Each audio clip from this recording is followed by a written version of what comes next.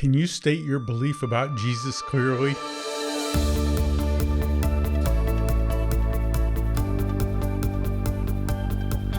Hi, I'm Mike Henry Sr. with Follower of One. Thanks for joining me again today on the Follower of One podcast. Today I want to talk about a passage in Matthew chapter 16 where Simon Peter was having this conversation. All the disciples actually were having a conversation with Jesus. In this passage, Simon states his belief about who Jesus is.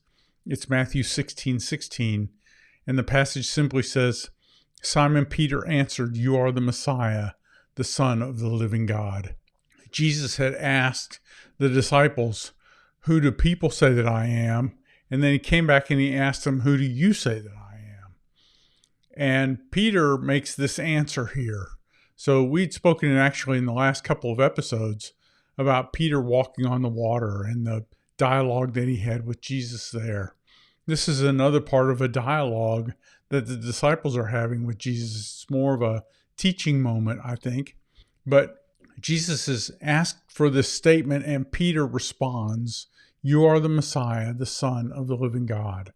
Today, as this airs, we're in our 32nd Marketplace mission trip in Follower of One. And there are 5 daily activities that we talk about in the mission trip. And the third one of those activities, which would be today, is know what you believe. I got the idea partly from this passage and from some other places in Scripture that it's important for us to be able to answer what we know about Jesus and to say it concisely and clearly.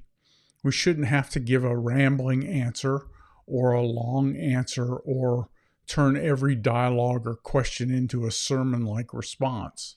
We need to be able to give a simple answer for who we think Jesus is when someone asks us about our faith. Typically, the question that we get in the workplace is, "Why are you doing this?" If we live differently because we follow Jesus, then the people that we work with will be a little confused. And they'll ask the question, "Why are you doing this?" Well, I often answer that in 1 or 2 sentences by saying that I do it because I'm a Jesus follower. And ever since I started following Jesus, my life changed. And I try to listen to him as he speaks to me and guides me and gives me ideas of things to do. Something very simple like that, that's very conversational and in your own words, will help you in your dialogue with your friends or coworkers or people that you interact with every day. And so we talk about practicing that.